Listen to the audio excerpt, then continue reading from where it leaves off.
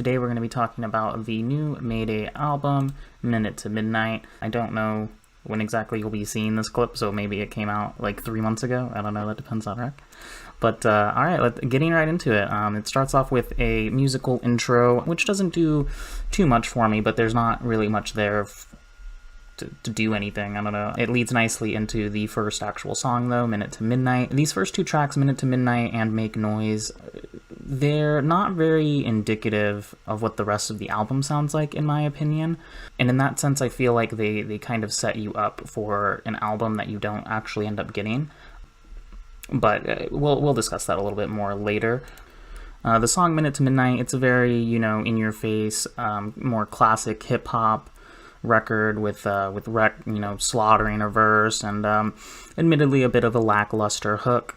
Make Noise is kind of this same vein, but with more like reggae vibes, which is present in the album, like little touches of reggae vibes.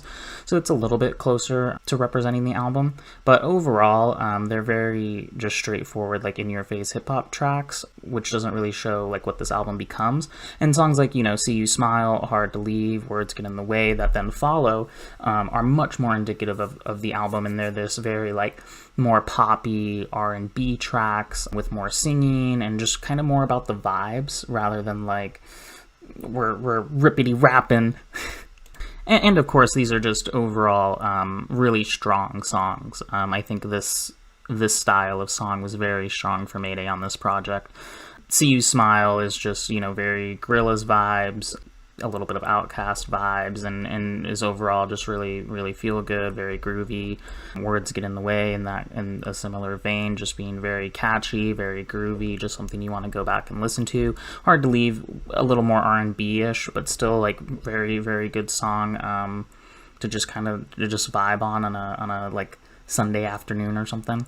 And then we get into Golden Hour. Golden Hour was kind of the main promo for this album. And it does have, like a lot of Spotify plays and stuff like that. It is, I guess, so far the quote-unquote most successful song on the album. For me, I don't personally feel like it's one of the stronger tracks on this album. Not to say it's bad by any means. I don't think there is a bad track on this album. Spoiler. But how do I even put this? The song is, overall, it's still in the same sound and the same vein as tracks like Hard to Leave. But I guess it doesn't quite execute quite the same way for me. It's almost like a little more folksy, which is kind of weird, and maybe the music video plays into that too. But overall, it's still a good track. For me, it's not necessarily one of the strongest, but it's there. Lost Cause is in the same vein, just vibey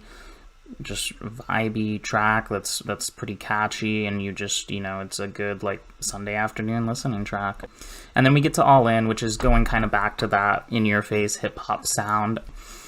Again, it's not very in line with the rest of this album, but overall, I think the song's fine. I don't think it's one of the strongest tracks on this album, but overall, I like the messaging of the song.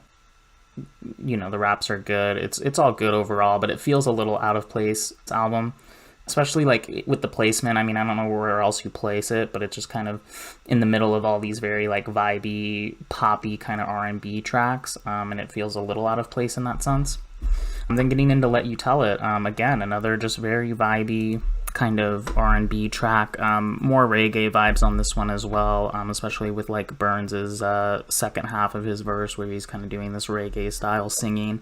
And overall, I thought it was really well executed. I very much enjoy this track. I think it's very catchy, the hook's good, Burns's singing's really good, Rek's verse comes in and is really good. So yeah, there's not too much negative to say about that one.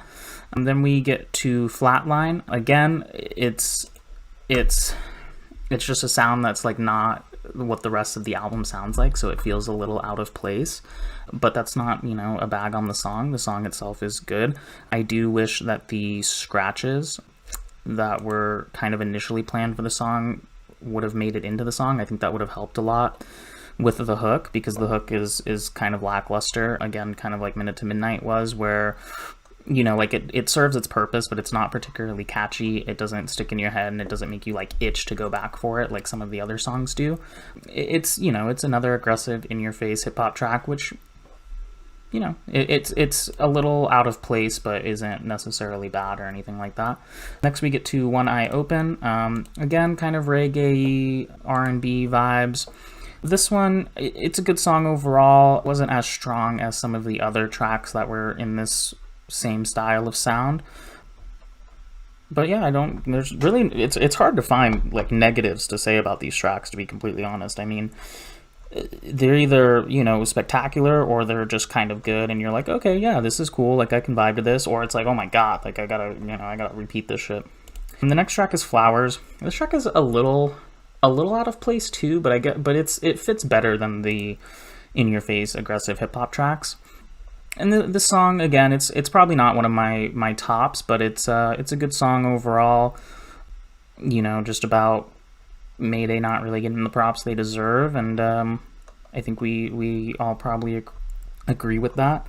Next track is Empty. I think this is probably, if not the strongest, definitely one of the strongest songs on the album. This very, I don't even like know how to describe the song. It's just very, you know, melancholic, but it's almost not even that. Like, it's the sound of emptiness. I think that was captured really well in the production of the track and in the hook. Like, the whole song just, it really echoes what the feeling of just being empty, like apathetic to everything, what it feels like. The hook is just, you know, the repetition of like, I'm empty, I feel so empty, I'm so empty, and that's kind of what it feels like. Like, you just kind of like, wow, like I don't feel anything, I'm empty. And so yeah, like I thought that song was really well executed, great verses. The hook, even though it's super simple, is I mean, you feel it, and the beat's great, and yeah, it all did a really good job. And the next track is Can't Do That Anymore. Again, kind of a poppy R&B reggae kind of vibe, and I think this song's a really strong song.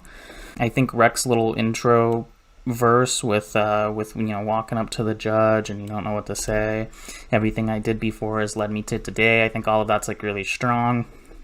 Burns' verse starts really strong, and yeah, overall, I mean, it's a good song.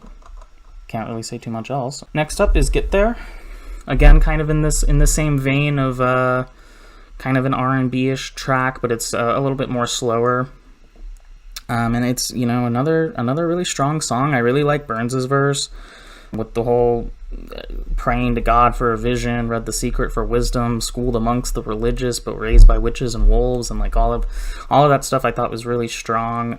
He has a line about where is it? I mean, this whole verse is really strong, but I went and built myself a world, now I need some space. And yeah, overall, really strong song. This might be one of those rare cases where I think Burns' verse is actually maybe a little bit better than Rek's, but I don't know. I mean, it's a strong song overall. Maybe it doesn't matter whose verse is better or whatever. And then finally, the last song on the album is Foul Out. I think ending the album in this way made sense and works. Like, I'm fine with the placement of Foul Out where it is, and I think that the change in style and sound, while it does stand out from the rest of the album, it's kind of meant to, and it kind of just works that way as an outro. I think it makes a lot of sense, and overall I thought it was pretty good. Again, just very aggressive in-your-face hip-hop track. I overall was feeling the poppy R&B songs a bit more on this album, and I was really liking that sound. So when the more aggressive hip-hop tracks come on, I'm a little bit like, I want the R&B pop sound, you know. But with this track, I think it works well as the ending track, and overall, I think it's a strong song. And yeah, so that's every individual track. The album overall, I mean, it's fantastic. Like, I don't really know, I can't find much bad about it. The only thing that's quote unquote bad about it is certain tracks are not necessarily in line with the sound of other songs.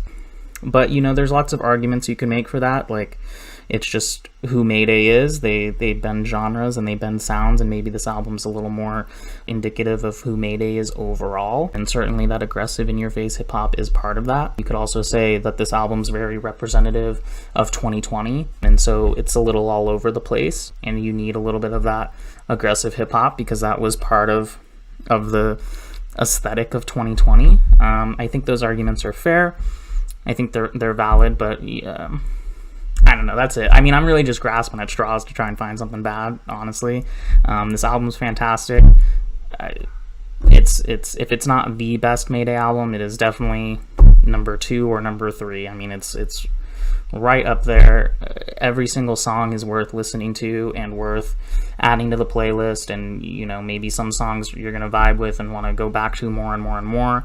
Maybe some songs are like, oh, every now and then it comes on, all right. Overall, my top tracks are See You Smile, Words Get in the Way, Lost Cause, Let You Tell It, Empty, and Can't Do That Anymore. My least favorite tracks are, I don't know. I don't have any. I got nothing. Overall, there's not a bad song on this album. That's it. There's not a bad song on this album. It's a fantastic album. That's it. Go check it out. Have a good rest of your week, everyone. Yeah. There it is. There he is in all his glory. Until we get big enough to have Anthony Fantano tear our albums apart, that's my melon right there. Hey, Spencer is my melon. He's in the running. He's giving him a run for his money. I would never shout out to Fantano, but yeah. Oh yeah. I like how genuine this guy is. The new melon, bro. He's melon. He's same new melon, same taste. New melon. Picky taste. But yeah, I do always I give him a hard time because he always gives he gives it to me straight. You know what I mean? How real, he feels. Dude. He's real. He'd be like, nah, I wouldn't really feel it. I thought that hook was whatever. I thought it was kind of meh. And I'd be like, damn, all right, well I appreciate you giving it to me for real. I appreciate that stuff. Yeah, you know what I mean? So thank you, Spence. Yeah, that he actually had that review done a while ago, but I was supposed to launch the second season of this fucking show a couple months ago. Gotcha. So he kind of did it right as the album came out, but then there was a slight delay. But yeah, the album's been out for 2 months now. For those who don't know, I was gonna say it's been 2 months, yeah, already. I think Minute to Midnight, the new Mayday album, it's relatively new. 2 months in this day and age, 2 months is like ancient. Yeah. But yeah, we crossed we crossed just over 1 million streams recently on Spotify. So one time for that shit. Yeah. That's big, dude. That shit's hard. I know some of the bigger artists now, this shit kind of fucked me up. Some of the bigger artists now say 1 million is the new 100,000. Oh, okay. On streams, and I was like, oh, that hurt my feelings. Yeah, definitely can't be reading that stuff. I was like the guy in Get Him to the Greek, where I was like, I'm proud of those units. I'm proud of every unit. I'm proud of those 1 million streams, bitch. Fuck you. But yeah, it's hard to fucking get that accrue that many streams on a fucking album. But yeah, it definitely. The one thing I do agree with Spence about is the 2 songs that we found incredibly difficult to fit onto the fucking project were Flatline and Foul Out, because they were real raucousy, rock sounding tracks, and we initially intended to have a little bit more of that on the album, but we just didn't come up with the production for it. So those 2 tracks, it was how do we fit them in? One we were able to fit on an EP fine, but the other one we saved until the album, and then we didn't know where to fucking put it, so we just put it in we put it on the as the last track. That was the only way we knew how to put it anywhere, was to close the album with it. But those definitely made it the run of the album feel a little bit weird and different. I think he nailed it though when he says that you guys what you guys cover as a band, your styles are very vast. You guys have a very vast dynamic of styles, so I think we're I don't see how it wouldn't happen, with something. I think we're in The Dark Knight, the Joker says I'm like a dog chasing cars, I wouldn't even know what to do if I caught one. I think that's kind of how we low key are with our style. Yeah, we just I just love everything. You know what I mean? Totally. If I had the chops, I'll do a country record even. I would try anything if I have the chops to be able to accomplish it, because I just love music like that so much. And so Burns also has that love he's for that too. styles.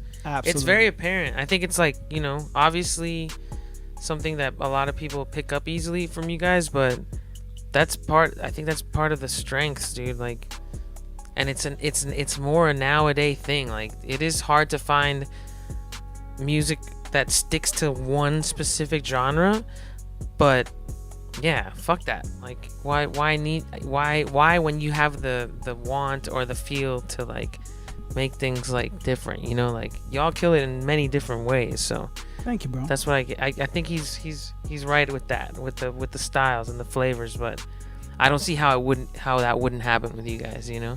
You guys have a bunch of different like vibes, and we purposely like went into this last album thinking like we're just gonna like give them a little bit of everything we've ever kind of done and like do it like a fucking amalgamation of all the Mayday albums. So each song kind of has a throwback to a specific album in the catalog. Nice. So that was kind of the point. But it did, because we were releasing it in EP format and making it that way, it did get a little bit like discombobulated along the way, where I was like, it definitely is probably not it's probably our least cohesive album, maybe I would argue. So I can kind of feel where Spence is giving a little bit of the mad, but at least he didn't say there was any weak songs or he didn't hate on any songs. So I'll take that. But he'll pick it the fuck apart. Oh man, make it sound like the comment that you pointed. Yeah, my favorite comment, Gridlock said, says there's no negative. It's hard to find a negative critique, and then negative critiques the shit to pieces. Exactly.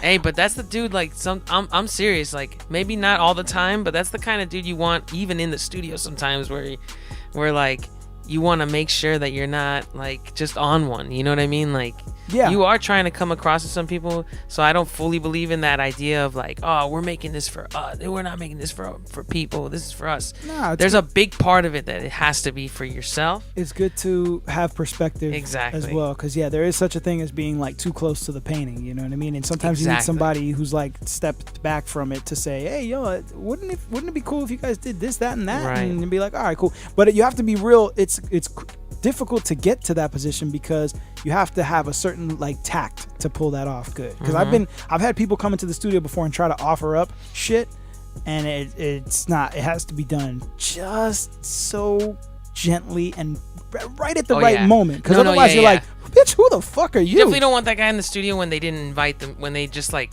put themselves in that situation. But like, yeah, I meant more like purposely having them there, getting them, asking them, like, what do you think of this? Yeah, exactly. Sure. Yeah, absolutely. Yeah, that guy's weird. yeah. You don't want the person who just walks in and goes, what the fuck are y'all making? What is this shit? Yeah. He's like, no, you know what I would do? Cowbell. You guys do cowbell? Exactly. Like one of those kind of, like, that's just happened at the studio before, and it's always the worst. But no, Spencer, thank you for the review. I know, I don't think you picked it apart. It's just a tone thing of like how you said the minimal critiques, and I'm only fucking with you. You know, I like to give you a hard time. But thank you, Spence. We appreciate you. Minute to Midnight, Mayday, out now. You already know.